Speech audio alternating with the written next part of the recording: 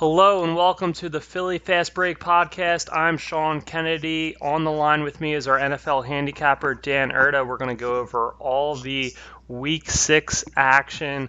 Coming off a great week for the two of us. A lot of W's put up on the board. We'll get to that in a moment. But before we do, I wanted to give a thanks to our sponsor. That's JoannaPlatt.com, Joanna-Platt.com. You can check out her services for all your life and relationship coaching needs, and the Love Always Joe podcast available on iTunes or through the website. In the latest episode, it talks about building community, either through personal connections or for if you want to reach out for business networking advice. She has an expert on in talking about how you can do that. So check it out, joannaplatt.com, hyphen in between Joanna and Platt, and the Love Always Joe podcast available on iTunes. All right, Dan, thanks for jumping on the line with me. We lot to celebrate after week 5. You went 5-1-1. I went 2-1. That's our first really big, strong win of a week this season. How did it feel for you? Oh, great. It seemed like in the 1 o'clock games on Sunday. Well, first off, it was great going into Sunday with a win already because one of the teaser had the Thursday night game and a college game. So 1-0 going into Sunday just felt good. And then everything went right in the 1 o'clock games. I got a little bit of cocky and I texted you, hey, this is awesome. And then, of course, after I did that, I got a loss and a push. Yeah. Usually you want to wait till all of your tickets are cashed before you start gloating, to use betting parlance. But, still really good week. Unfortunately, I was correct about the Vikings. I had them at +3, and they, won. I think everything I kind of said played out like I thought it would. Kirk Cousins just basically, even when we guys in his face, he was connecting downfield just because people were able to get really open against our secondary basically whenever they wanted. And then the offensive line had its struggles again. So tough week for the Birds. I know you were in attendance for that one, and then you were in attendance for that horrendous Flyers home opener. So not a great few days of sports fandom for you. Really, this hasn't been a good last 2 or 3 months of Philadelphia sports in general. Yeah, Phillies went on a tailspin after they were in first place for most of the year and actually ended up not finishing above 500. And then, Eagles having a little bit of a Super Bowl hangover and not a great start to the season for the Flyers. But, we still got that parade down Broad Street to look back on fondly earlier this year. So, and we have Gritty. And we have the most discussed mascot in sports right now. So, yeah, you can't go wrong with Gritty. That's true. All right, so why don't we jump ahead into our Week 6 discussion? We didn't have much of a chance pre-recording to discuss our plays, so everything's going to be fresh for both of us. How many plays do you have this week, Dan? So I got 4 actual plays to lock in, and then a beginning of a teaser. I like to do those long, extended teasers. My theory is that teasers are a sucker bet because people feel like they have to all be done at once. And if you utilize the open bet feature that almost all sportsbooks nowadays offer, you can really use that to your advantage. I see one game that I want to start a 3-team teaser with. Other than that, just 4 plays. How about you? What do you got? All right, I got 3 on the docket. So why don't you jump in with your first play this week? We'll get it out of the way because it's probably the most boring and least to talk about. I'm going to start a 3-team 10-point teaser. I'm going to put in 1 play and leave 2 open spots to be filled in future weeks. And that first play is going to be Minnesota Vikings -10 at home against Arizona. Tease them down to pick. Quite simple. We don't really need to talk about. It's pointless to discuss why you would like a 10-point favorite when you tease them down to a pick 'em. But we saw Minnesota kind of coming into their own last week. They're home against Arizona, starting a rookie quarterback. Even if Minnesota struggles, it's hard to see them not pulling out the victory. I mean, Minnesota's a team. They're never going to lose at home against a really bad team, right? Yeah, I wouldn't think so. And yeah, Josh Rosen. That was a joke. That was a joke. That was a Buffalo joke. Oh, right. How quickly I forgot. That was a joke. Yeah. only a few weeks ago. Were they at home for that one? I thought they were on the road though.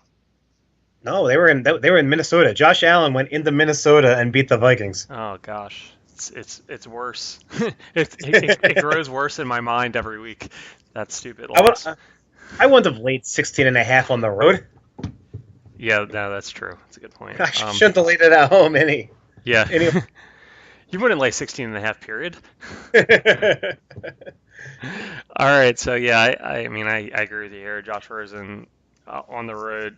Lightning can't strike in the same place twice, they say. So Minnesota at home seems like kind of a no-brainer to tease that down to a half point. So we'll leave that one open for you going forward. And then why don't you give us our first full play of the week for you? First full play of the week, just going in order of the way they're listed in my book. I'm going to take the Miami Dolphins +3 against Chicago. I love home underdogs almost always.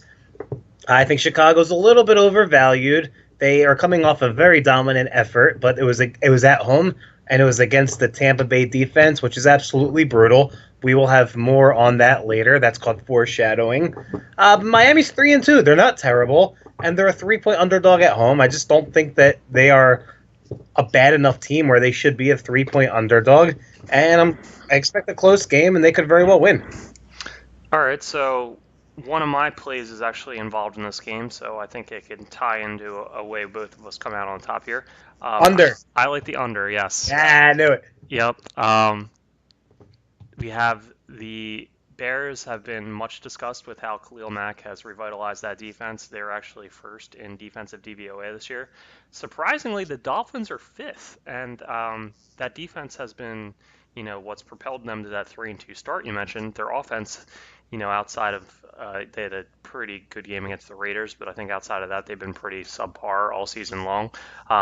So I don't think they're going to be able to put up very much points against the Bears. But on the flip side, I think the Dolphins are going to do a pretty good job holding the Chicago offense in check.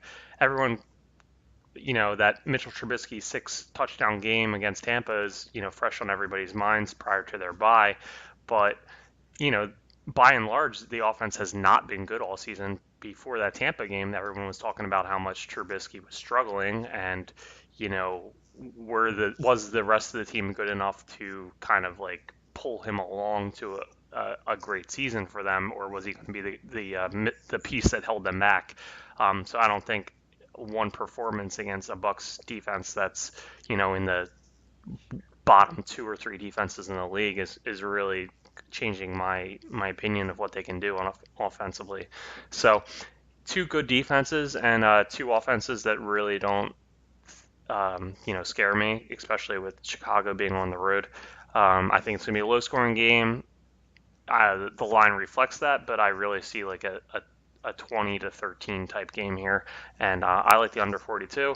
So, I don't hate taking the underdog in a situation where you think it's going to be a low-scoring game like I do. So I certainly see the side with the +3 here. All right, good to see. I like it when there's a chance that we could both win our respective bets. There you go. So, we'll have a lot of eyes on that Chicago-Miami game. So, Dolphins +3 for you, and then under 42 for me in that one. So, what's your second full play of the week? All right, from a game where we expect little scoring to a game where I expect to be an extremely large amount of scoring. Tampa Bay at Atlanta. The over-under is 57.5, which is extremely large. Does not scare me at all. I am still going to take the over. Atlanta struggled mightily last week and only put up 17 points, and the game still went over the 57.5 point total against Pittsburgh. Atlanta's actually going to be coming home where they play a lot better. They scored 36 points at home against the Bengals, 37 points at home against the Saints, 24 points at home against the Panthers in the game that still had 55 points scored, and that was before all the injuries set in for Atlanta.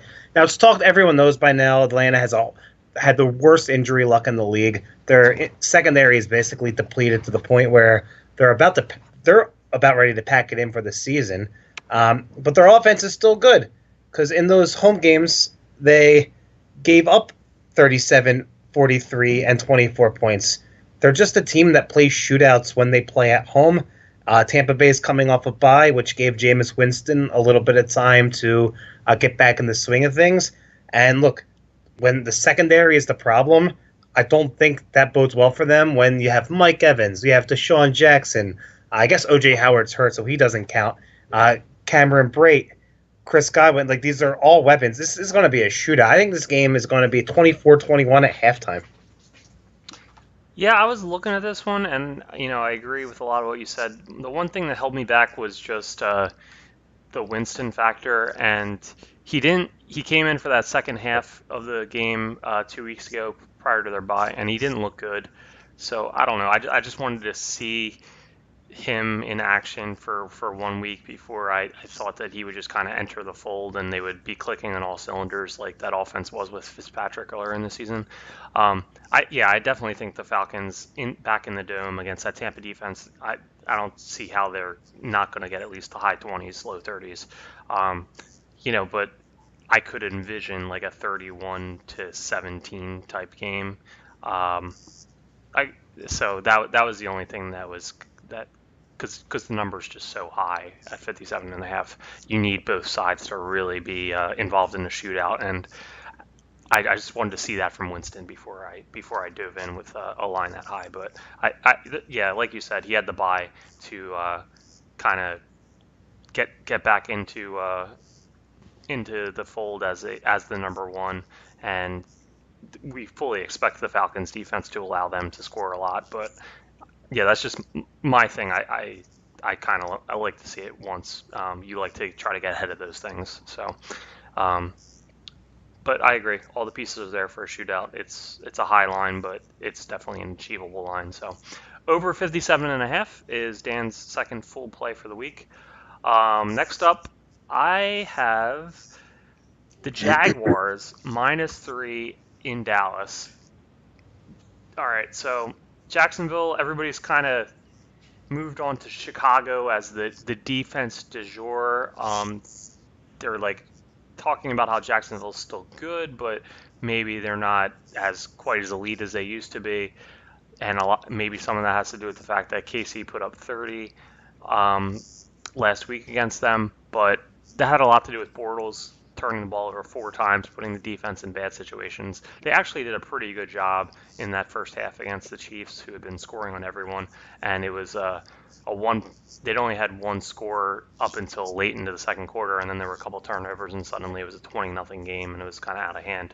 But I think the way Dallas has been playing this year, I don't see how they're going to get like more than 17 points maximum. What about Dallas's offense leads you to believe that they have playmakers that can create plays against that Jaguars defense? They're just going to stack the line against Zeke, and they have no receivers that can get open against that secondary. I don't see how Dallas is going to be able to put up any points. So I don't see another 4-turnover game in store for Bortles. So I think they'll be at least able to do enough to cover a 3-point spread. I know it's probably kind of a square play, but it's just I've stuck with it all season long. I think Dallas is terrible, and Jags coming off a week where they lost and didn't cover. So I think they get back on the winning side here and cover a pretty small line, even on the road. So I'm taking Jags -3. What do you think about that one, Dan? Oh, my dog is actually going nuts for some reason. I usually go in my room when we tape this, so to have a little bit of privacy. I figured why not just do it out in the open in our living room. And for some reason, my dog just started barking at the dishwasher. So I was a little bit distracted. But I heard your points. I heard what you said. Does that mean Fletcher really likes Dallas here as the dog? I actually think that he heard you say Jacksonville and liked it so much it got him really excited and wound up. All right, good. I'm glad he's. Look, I that's not a play for me. It was on my short list. I like Jacksonville. It's just like a principle thing about taking 3-point road favorites. I'm trying really hard not to do it. Everything you said was right. Even you look at the score last week, and it looks like Kansas City had an offensive field day, but even including the Denver game, that was probably the most in check that Mahomes has been all season. And yeah, I mean, every sense of logic tells me to agree with it. It's just the principle about taking Blake Bortles as a road favorite. Yeah, like I said, it's kind of a square line, and that's the only reason that you would kind of hesitate. But sometimes those win. So I'm going with it. I'm taking Jacksonville -3. What's up next for you, Dan? So up next for me, want to talk about a square versus not square line. I am going to take Washington -1 at home against the Carolina Panthers. Every square in the world is going to be on Carolina in this game because we just saw Washington get their butts whooped on Monday Night Football. We saw Drew Brees set the record against them. It didn't seem like they had very much of a defense at all. Look, I'll just be very transparent. This year, I'm trying to go full on sharp. I'm taking all of the short home favorites, all of the home underdogs, and all of the games where it looks like they want you on one side. And I think this is a very clearly a game where they want you on Carolina. Carolina's been pretty good, but they don't look infallible. And recency bias is a thing in the public mind. Everyone's going to remember what Washington did Monday. They're not going to remember the last time Washington played, in which they absolutely whooped the Green Bay Packers, which was at home, which was a very impressive performance. I'm going to look for more of that, and I think, look, Alex Smith will be the first one to tell you he had an absolutely brutal game on Monday. He's not a bad quarterback. This isn't a bad offense, and I think they will be able to win the game at home. Yeah, you're right. It's definitely the sharp side here. Very suspicious line with Carolina being discussed as it's them and the Saints that are going to duke it out to win the NFC South, and Redskins are just part of that growing consensus of the entire NFC East is terrible, and you know maybe the Eagles get it together, but everybody else is pretty much trash. So for them to be favored here was definitely a little suspicious. Yeah, but I watched Carolina last week, and because I teased them down, and they were very fortunate with that Graham Gano field goal, 63-yarder, to come out on top in that one. They didn't play well. They, they basically let the Giants score at will in that fourth quarter when they were charging back. So yeah, they didn't look great. So I don't really feel confident about them on the road right here. So yeah, I definitely see the side you're coming from with that. It's, as you mentioned, it's the sharp side.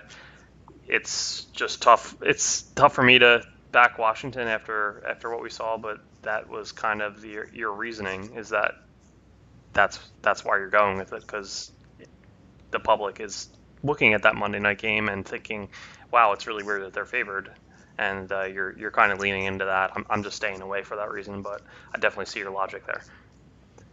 Sounds good. All right, my third and final play for the week.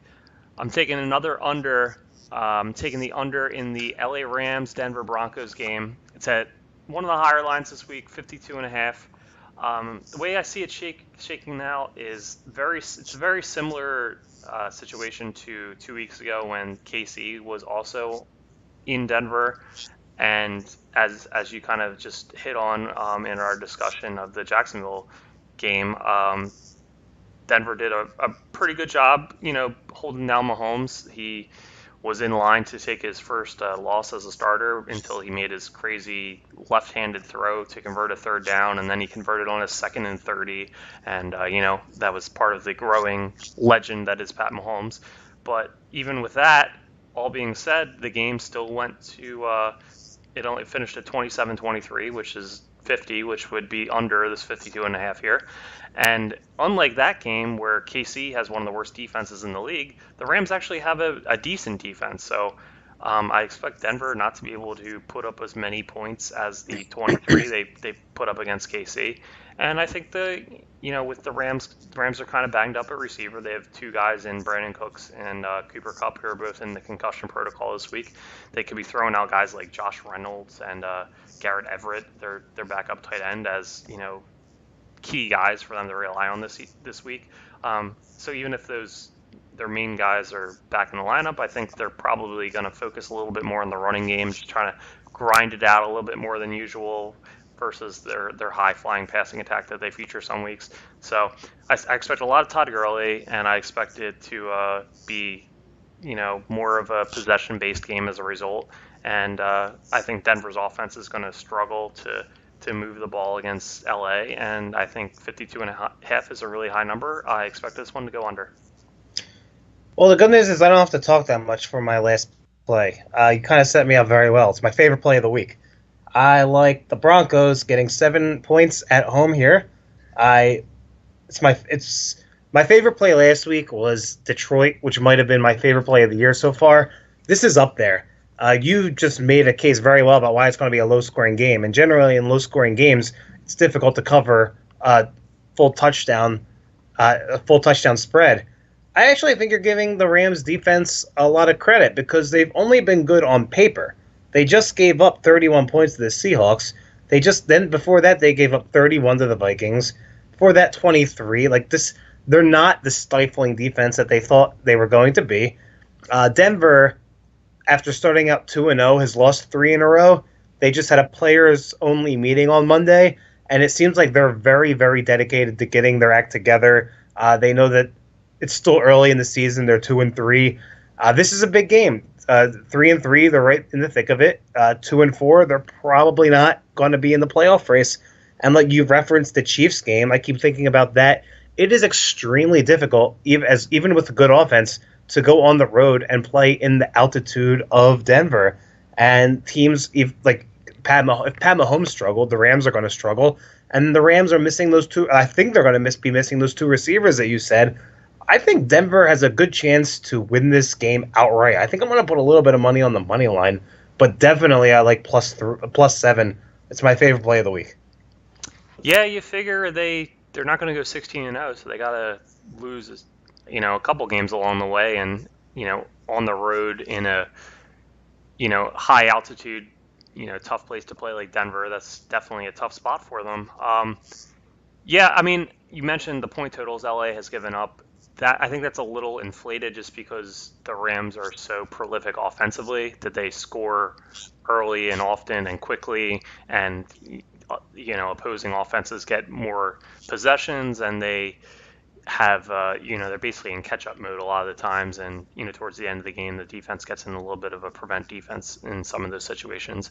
Obviously that wasn't the case last week against Seattle. That was a close game the whole way, but yeah, they're 14th in DVOA defensively, so they were expected to be really good this season. They definitely haven't been that, but they're at least average, whereas KC is the bottom 5 teams or so in the league defensively. So yeah, but I agree it's going to be a tough spot for the Rams, and Denver certainly needs the game. I'm not quite as convinced that they'll be able to score a lot just because Case Keenum has looked terrible, and their running game hasn't really solidified itself. I'm still not sure they have an identity between what they want to do with Freeman and Lindsey, and they're still working Booker in a lot. So It's funny because I think the opposite. Like they have 2 really good guys. They drafted Royce Freeman to be the guy, and Phil Lindsay comes out of nowhere. And now they have 2. Yeah, I think it could be.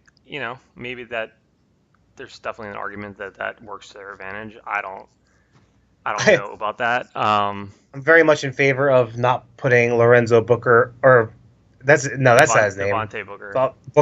Devontae Booker. I'm very in favor of him not playing at all ever, though, because he's terrible. But the other 2 are really good. Yeah, I guess you're right. I think I'm just you're right. They have been effective running the ball. I think as a team, I think I'm just a bitter Royce Freeman owner, is what it is. I'm a very bitter Royce Freeman in fantasy. So I think that's what it boils down to. I think I got him in the 3rd or 4th round. I was real excited about it. And then I got the undrafted rookie from Colorado, comes out of nowhere. Yeah. I actually looked it up. They're first in the league in rushing DVOA, so that was a dumb statement by me. No, it's okay. You're right to call me out on it. But yeah, I still think they're going to struggle to move the ball offensively a little bit against LA, and I think that plays into your +7. I don't know if I'd go as far as to say they're going to come out on top with a money line play, but there's obviously going to be good odds on that, and I think LA does have to lose eventually, so maybe a good spot for that. All right, so that's everything for you, right? If I have yeah. I'll probably drink during the day watching Red Zone since the Eagles don't play, and that drinking will probably lead to me taking the Kansas City New England over, which is 59 right now. But now, as a sober man, I'm not putting that on my plays. Yeah, that's so high. 50, yeah, I have it at 59 and a half. That's crazy. There's, with this new NFL with the passing attacks being as unencumbered as they've ever been with, you can't hit receivers over the middle, you can't hit quarterbacks, period. It's games are just getting really high as far as the totals. Every week there's routinely stuff in the high 50s, and you used to never see any high 50s ever. So definitely trending to where we're going to start seeing, I think, some routinely games in the 60s even maybe. That'd be nuts. I don't think we've ever seen a 60-point spread. Have we? I wonder if that's something to look up before next week's show. But I wonder if there's ever been a 60-plus point spread in the NFL. Yeah, I think the Chiefs and Rams play this year, right? So I think maybe that would be it. I remember once Houston played Texas Tech in college football, and I remember betting like the over of 88. Oh, that's absurd. I think Pat Mahomes was in the game. That would make sense. Did Pat Mahomes is a breaker of betting systems. He's like you he's like Daenerys. He just breaks chains and reshapes societies in his own image.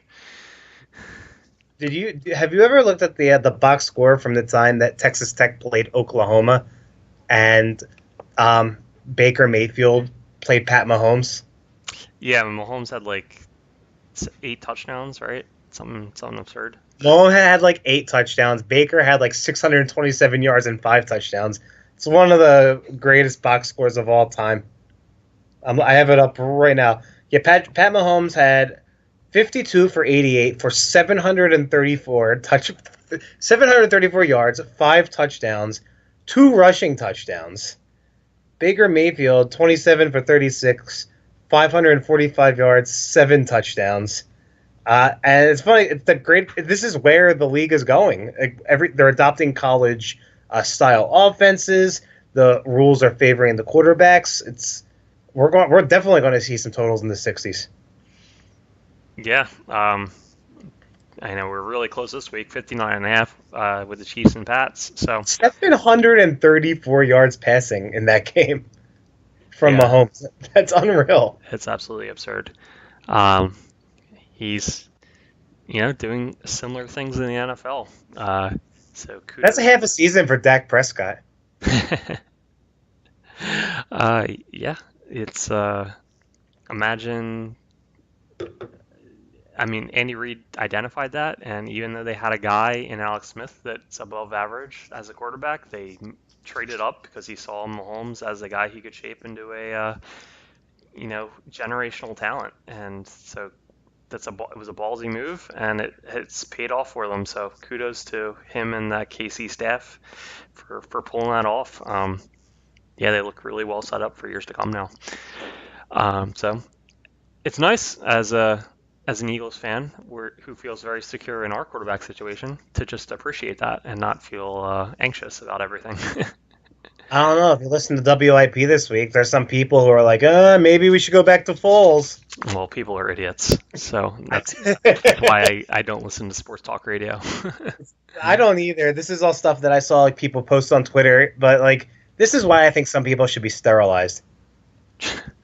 Yeah, you're definitely not increasing your knowledge of the game listening to some of those call-ins. I'm strictly podcast at this point. I am too. Wait, do you think other cities have the same kind of sports talk radio crap that Philadelphia has? Like, does Dallas have people like calling for Cooper Rush to come in and be their quarterback? I think Dallas sports talk radio is just dominated by high school football. Oh yeah. But yeah, I think there's like Boston. I think it's basically Boston, New York, and Philly. It's the Northeast corridor, and Simmons has talked about this, where people are just miserable for like 5 months out of the year because it's so cold and gray, and you have nothing else to do except like pin all your hopes up with this team that you're rooting for just because of the laundry they wear, and you take everything way too seriously, and as a result, you get all this like pent up aggression, and it just clouds all your logic. So I think there's a lot of truth to that, and I am miserable because of the weather 5 months of the year, and I definitely pin all my hopes on a team just because of the laundry they wear. But I don't think Nick Foles should start over Carson Wentz or any of that kind of crap. right. So I think it's a I do situation. think I do think that the Eagles need to go out and get Le'Veon Bell. I don't know about that. I think the price is too high, and you don't want to, with what he's asking for, you don't want to commit that much money to a running back. So a half-year rental, I'm not interested in giving up a second-round pick, and I was and, ex- and more. I was extremely down with Josh Gordon. Unfortunately, the Patriots did that because they always seem to get those guys, and it usually seems to work out for them. Everyone except Albert Hainsworth worked out for him. Yeah, I mean, jury's still out on whether Gordon. I mean, the issue has always been, can he like keep it together and walk the line for a long period of time. It's only been a few weeks, so I wouldn't go out and say that's been a unmitigated win for them yet, just because we had one good catch last week. But yeah, That's we'll where see. we're at. That's where we're at now. We veered off into talking about the Eagles, which happens sometimes in this podcast, but I do think they need to make a move. Like this roster as it is right now is just not going to. It might not even make the playoffs. If they do make the playoffs, they certainly look like a team that's going to lose a first round road game. Yeah, I'd like to see them do something defensively. Like last year, they went out and traded for Ronald Darby. I think that made a big impact. I would like to see something along those lines this year because I think the secondary's been the biggest problem for them. I think offensively, once they get Sproles back and you know Carson has you know another week or two under his belt and he's only getting healthier because he's coming off the ACL injury. I think the offense will do enough to piece it together. They just got Jeffrey back 2 weeks ago. I think defensively has been the main problem for them. So I don't know. We'll see. You got to trust Doug and the staff right now. They showed they can get it done last year, so we'll see if they turn it around. But yeah, I wouldn't mortgage too much of the future because they're gonna have to start. They're eventually gonna have to start to pay some of their guys like Wentz who are on cheaper deals, and they're gonna need those rookies to come in and kind of fill out the rest of the roster on those cheaper deals when the current guys get more expensive. So I wouldn't give up too many of those picks right now just for try to chase a repeat. And worst case scenario, even if the Eagles continue to struggle, my picks are not going to do that. We're going 4-0 this week. All right, so to recap, Dan opened a teaser with Minnesota down to minus half a point, and then his four plays for week 6 are Miami +3, over 57.5 in the Atlanta Tampa game, Washington -1, and Denver +7. I like under 42 in the Chicago Miami game. I'm taking Jacksonville -3 on the road, and I like under 52.5 in the LA Rams Denver Broncos game. All right, so that'll do it for us here in our lead up to week 6. Hopefully, get a better showing from Philadelphia Thursday Night Football on the road at the Giants, and hopefully we have another high performing winning week. Let's build on that week 5 success, Dan. We're feeling it. Let's keep it rolling. All right, good luck to everybody out there. Have a great week. We'll talk to you next week. See you next week.